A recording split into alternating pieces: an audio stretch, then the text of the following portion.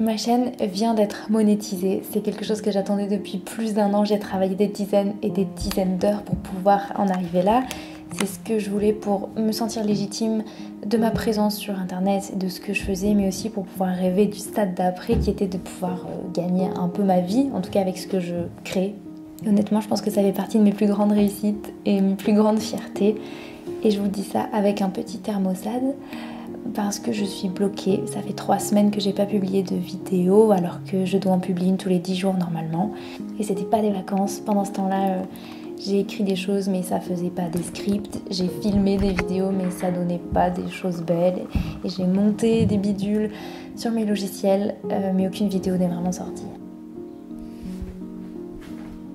C'est obscur, l'inspiration, c'est pas vraiment comme des tâches qu'on apprend et qu'on finit par faire de façon machinalement ou comme du travail que si on passe du temps dessus, on finira forcément par l'aboutir. Parfois je m'assois et mes idées se connectent pour donner naissance à de nouvelles idées et c'est fantastique quand je peux créer comme ça et penser. Et parfois il se passe rien, je m'assois et je regarde mes dizaines de brouillons comme la veille et rien ne se passe. C'est comme fixer une ampoule et attendre qu'elle s'allume. Je plisse les yeux et je me concentre et je fais taper mon stylo sur mon carnet. Je vois toutes mes idées comme des petites îles éparpillées dans la mer sans aucune connexion entre elles. Et c'est très frustrant d'attendre que les choses arrivent et viennent dans notre esprit. Je suis fière d'avoir sorti des vidéos qui me plaisent et aujourd'hui je sens que je me mets la pression parce que j'ai peur de faire moins bien, de pas être à la hauteur de ce que je pense pouvoir faire ou même de vous décevoir. Et ce stress me tétanise, je réagis très mal à la pression en général et la peur me fait perdre tous mes moyens. Et j'ai d'ailleurs sorti une vidéo sur le fait de devoir prendre le risque de se décevoir si on veut essayer de faire mieux que ce qu'on fait aujourd'hui. Mais même nos leçons à nous-mêmes sont parfois dures à entendre. Je sais où je veux aller sur YouTube et je sais que pour ça j'ai besoin de publier des vidéos même si elles sont un peu moins belles, un peu moins travaillées, un peu moins profondes et un peu moins parfaites.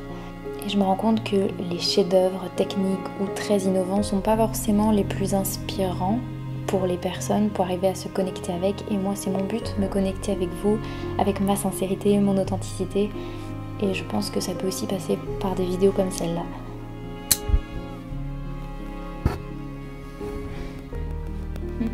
Je commence à voir mon contenu plutôt comme une collection que comme des vidéos séparées et que tout ensemble elles forment un univers qui gravite autour de moi, de ma personnalité, de ce que je veux partager et que chaque vidéo est une petite facette de moi. Et j'apprends que même si elles n'ont pas toutes la même place, elles ont toutes leur place au milieu des autres. Et aujourd'hui tant pis si c'est une vidéo que j'ai écrite en 30 minutes dans le salon des parents de Guillaume avec ses neveux et nièces devant la télé. Je pense que cette vidéo a finalement autant sa place au milieu des autres, de celles qui sont plus abouties, plus recherchées, avec des sources et un plan, etc. Et je suis contente de pouvoir partager ce genre de contenu aussi. C'est donc ma première vidéo monétisée que je publie.